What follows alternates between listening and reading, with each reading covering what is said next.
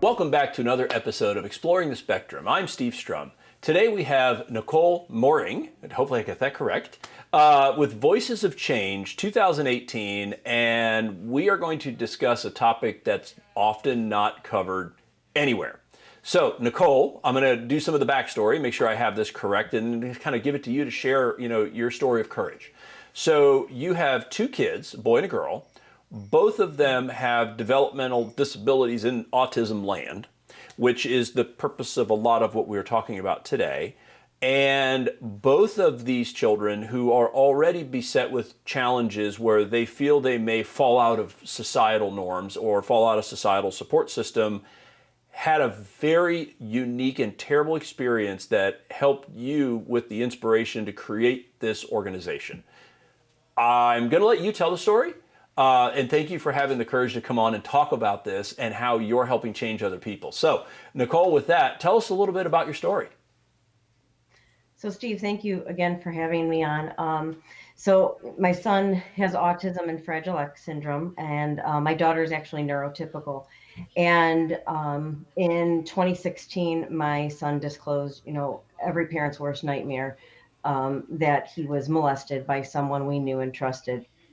And, I had the information, I believed him immediately, but now that I have the information, what do you do with it? Because no one prepares you for this. You're given a diagnosis when the child's young, but you're not given any, of the statistics that now, these kids are I believe the last statistics I saw were 5.9 times more likely to be victims of sexual abuse, which is huge. And I honestly believe that number's skewed because of the number of incidents that are unreported. So again, I have this information. I don't know what to do with it, but I know I have to do something. And, so I reported it to a psychologist. She's a mandated reporter. And so the process starts, with Child and Family Services and, with the police and whatnot.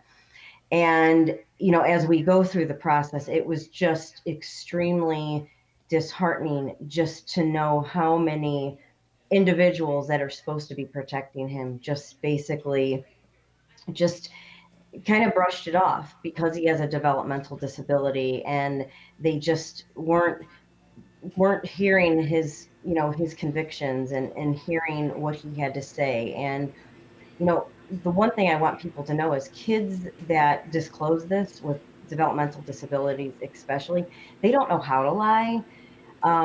So that was just so disheartening. While this is all going on, my daughter, who was 2.5 years younger, she discloses that a different perpetrator um, sexually assaulted her. And she was 15 and a half at the time.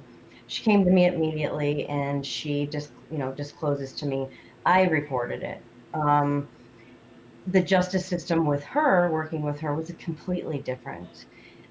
They cared about, what she had to say. She stood strong in her convictions. That boy, he received jail time. He's on the sexual registry for 15 years, received a mental health assessment, community service, and the list went on for him. My daughter received justice. My son, on the other hand, he was still allowed to see the perpetrator. My hands are tied. I'm divorced. There was nothing I could do about it.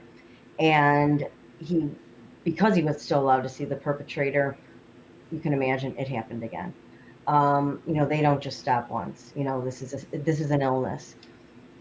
So he discloses again, and it it was just again disheartening, sickening. I mean, it affects your entire life. We're going through the motions once again, and I'm sitting here going, I can't even believe this is happening again. And it took 7 months from the time he disclosed the second time till the time they would even execute a search warrant. That's unacceptable. Laws need to change.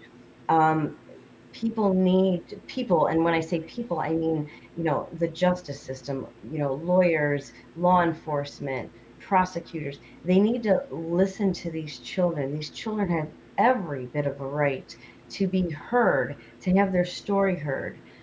Whether they're nonverbal, whether they're verbal, they have the right to have their cases heard. Um, and they don't. 9 times out of 10, they don't. And that's so disheartening, not only for my family, but for many, many, many other families out there. Well, regardless of whether or not these people that, these children, right, or adults, or little kids, Mhm, or anywhere in mhm. between, they've got challenges as a concept integrating into what is normalized society due to some things that they're struggling with. Obviously, whether it's a physical disability, a mental disability, some sort of attitudinal type of situation. But everybody who has to deal with sexual assault, it not only is it a terrible thing to just conceive of, but the burden of proof in something like that can be very high. And that would be for an able bodied individual. So this obviously would, I think it's fair to say, upset mom, but then also drove mom to do something about it. So tell us a little bit about Voices of Change 2018, what you do and what your mission, vision, values are to try to help those that are either going through this or hopefully prevent them from going through it ever. So as I noticed the drastic differences in, the justice system and, just how my son was, I don't want to say mistreated, but Treated what I'll differently? say is treated differently. Yeah. Discriminated against is one way I really feel. And my daughter noticed it too at 15 and a half, and she said, Mom, why am I being treated one way? And, Evan is my son's name. Why is Evan being treated differently? This isn't fair. And obviously I know fair is a very wide, topic and thought process, depending on who you are and what the situation is. But she was right. So, we started talking about this, and we came up with the idea of Voices of Change, because not only do these kids need a voice, because a lot of them don't have voices and they need advocates, but we started realizing as I started, looking into, late nights being on the computer, trying to find supports and resources and psychologists and psychiatrists and any kind of means that could help our family. Because this didn't just affect my son, it affected, I'm since remarried since I got divorced. And, it affected us as a family unit.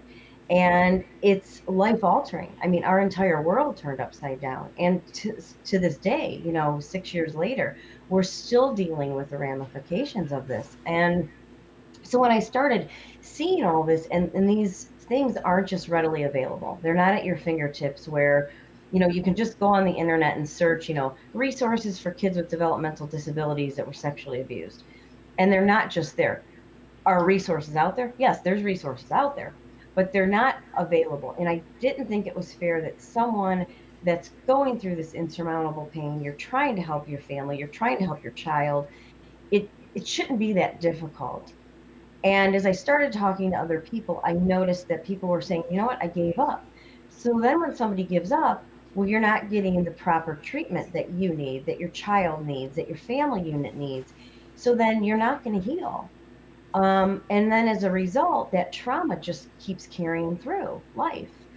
Right. Um, so that's how Voices of Change, came into fruition. Then I started looking for education pieces to help my son understand, what happened to him, and then trying to find education pieces for our family. How do we deal with this? How do I deal with it? Because, we all were coping in different ways. And those individual pieces were not out there.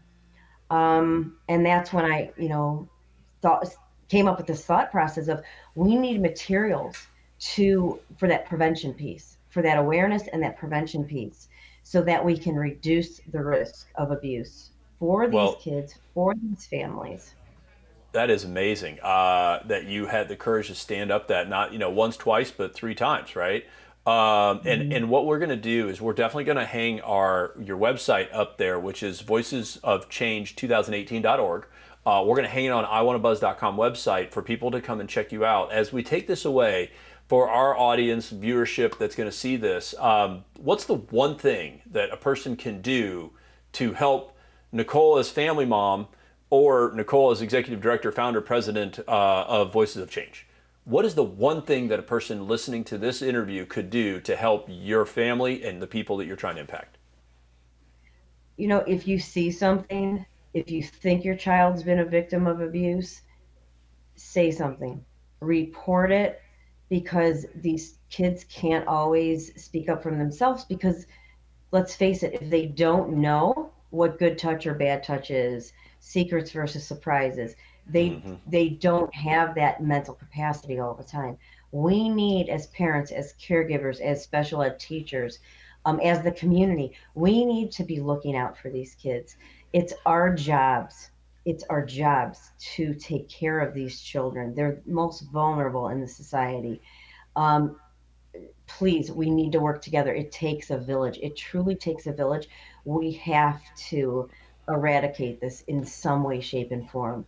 And I can't do it by myself. I need help. Well, I understand. So when we put that website up there, I was looking at some of the notes from the meeting prep for the show. That you've got a whole list of things of like what's appropriate, how to talk to it, and they can get access to those resources on your website. And we'll hang that on iwantabuzz.com. Thank you so much for coming and sharing your heartfelt story. It's always something to talk about something that somebody's passionate about, and it's different when it's passionate because of a reason, and a reason happens to be your personal reason with your family. So thank you for your courage for coming on today. Thank you. Thank you for having me. Yes, ma'am. And guys, thanks so much for joining us on Exploring the Spectrum. My name is Steve Strum. If you like us, share us. And remember, live with gratitude.